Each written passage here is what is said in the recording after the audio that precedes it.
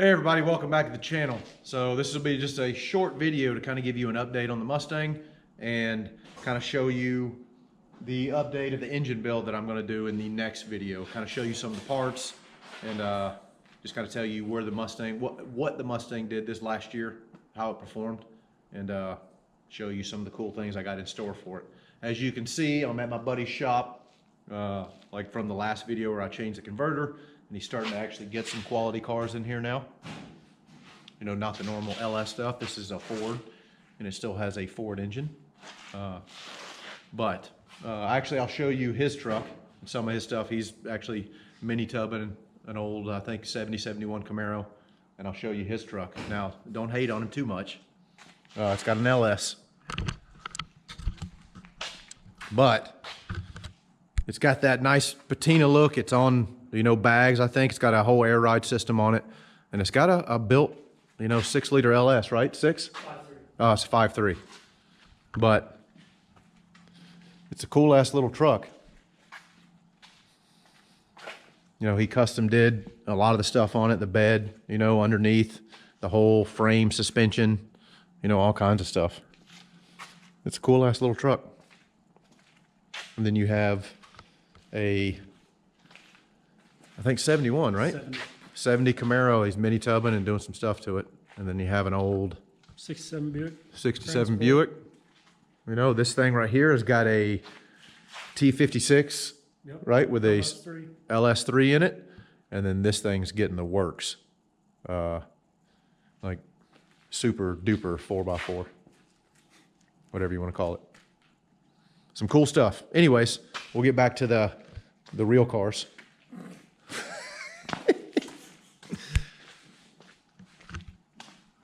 Give you kind of a oops. All right, just kind of showing you guys what we got for the build coming up. So as you guys know, we took a Gen 2 stock Coyote about as far as we could. Nothing happened to the engine, but the last passes we made on it was, it went 522, I think, in the 8th.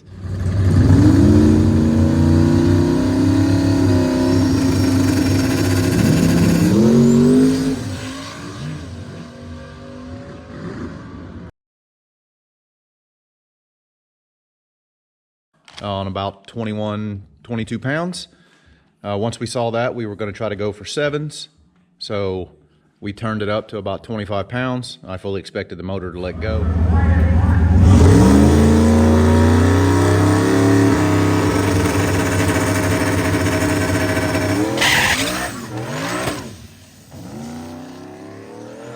It didn't, but it spun off the line. I think it went like 80 something at 170. And after that, after crossing the finish line at about 170 miles an hour, I figured the stock, Gen 2 wasn't cutting it anymore. I put that Motion Raceworks, if you guys follow the channel, put that Motion Raceworks diaper on it, for just that reason. But at 170, I don't want to take that chance. So we retired the stock Gen 2, and we are now building a beefier Gen 2. So as you can see, we got the Oliver billet rods, diamond pistons. You can see there, and then we got the block over here. TKM did all the work. We've got the Darton sleeves in it and the mini hoops installed. And I've already got I got the crank in. It's a Boss 302 crank, and obviously you've seen the rods and pistons. So I'll be kind of videoing some of this build. So if you guys want to, you can follow along. What I also did was we got some comp cams for it. And then we took the stock Gen 2 heads and put a little bit bigger valves in them, but no port work. So you can see the valves are, I think, half a millimeter bigger on each. So that'll add a little bit, and they're better valves. And then I upgraded the springs on these. The only thing that stock motor had before was the Pack 1234X. I think these are the Pack 1217s or 1218s. I can't remember. They're one step above it, so it should handle all the boost we want to throw at it. But as you can see, stock ports. That was my kind of ran out of money, and it was either CNC porting the cylinder heads or getting, comp cams.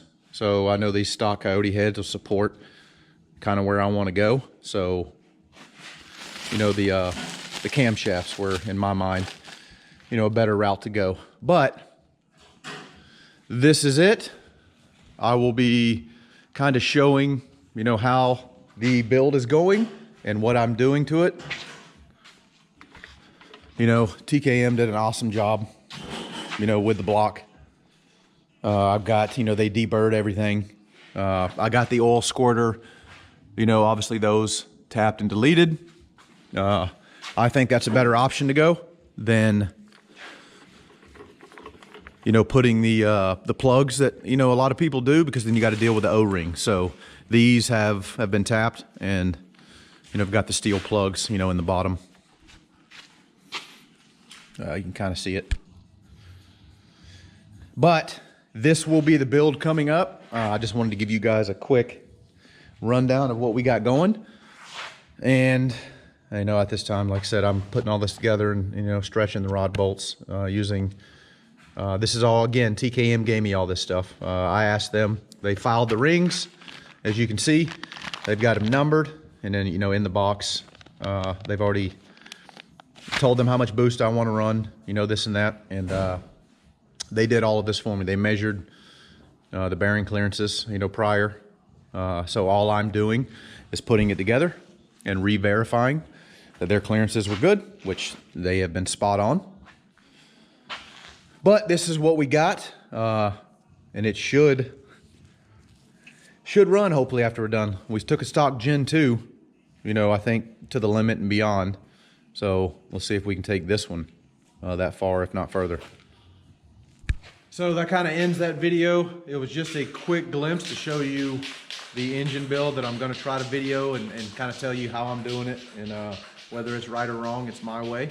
So next video will show you that. So if you like what you saw, give me a thumbs up, subscribe to the channel. Obviously, always, if you got a question, please hit me up in the comments. I always try to answer them if I can. And thanks for watching.